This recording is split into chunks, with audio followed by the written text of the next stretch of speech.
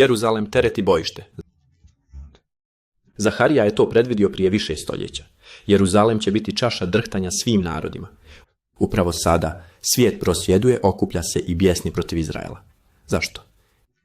Izrael se suočava s nemilosrdnim napadima okolnih naroda još od 1948. godine.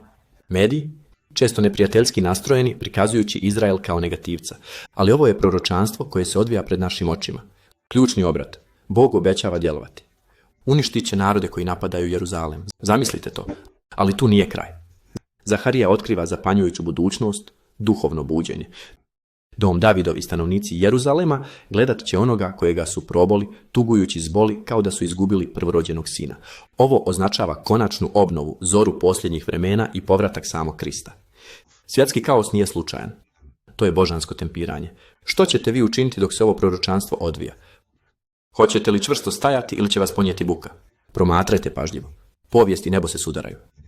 Bog Izraela ima kontrolu. Jeste li spremni za ono što slijedi?